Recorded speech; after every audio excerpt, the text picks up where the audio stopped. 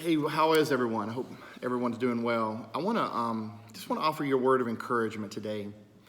I was rereading this morning the story of Sarah and Hagar. I don't know if you remember that story or not, but the narrators of Scripture gives the biblical character Hagar a remarkable place in the story. The narrator, disrupts this patriarchal plot line in two different occasions with the story of Hagar. Hagar is introduced in this story because Sarah sees Hagar as the answer to the problem of not having children. Now, if you know the story, Sarah cannot get pregnant. She's way past childbearing age, and for God's promise to be fulfilled, she's determined that she's got to take matters into her own hands. The promise needs an heir. And she convinces Abraham to have sex with her Egyptian slave. Hagar gets pregnant. And yes, this is all in the Bible. It's in the very first book of the Bible. Sarah gets jealous. And Genesis 16:6 says, Sarah that's what her name was at that moment. Sarah dealt harshly with her and she ran away. Alone, vulnerable, and pregnant, Hagar is in the wilderness to die.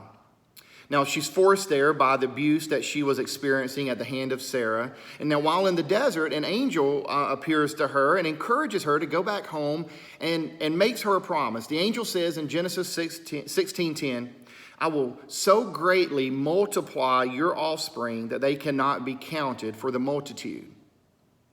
Now, you fast forward to Genesis 21. Hagar, once again, finds herself in the desert, and this time it's because of her son.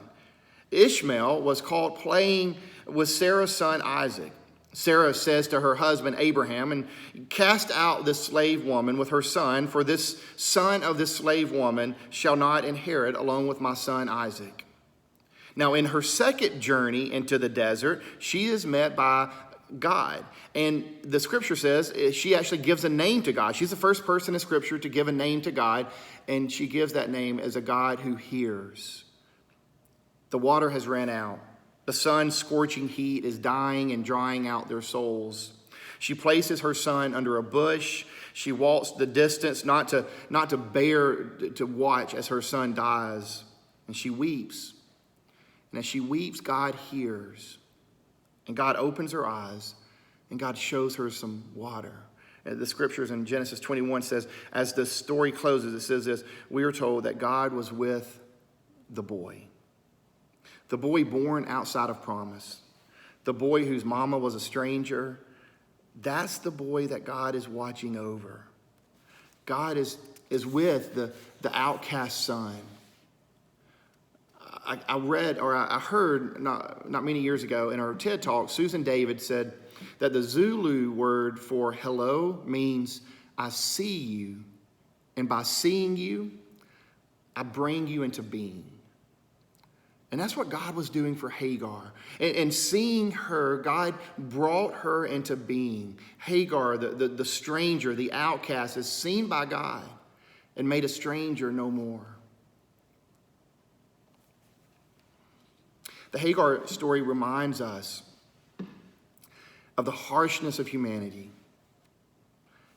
and yet the goodness of God. It's a story that reminds us that even when we think our story is over, friends, the story is never over. Because God is the God of embrace. God is the God of mercy. God is the God who will hear and the God who sees. And the God who sees is the God who is wanting to point you in the direction of living waters today. I want you to hear this truth. Friends, we are not abandoned to the desert places in our lives.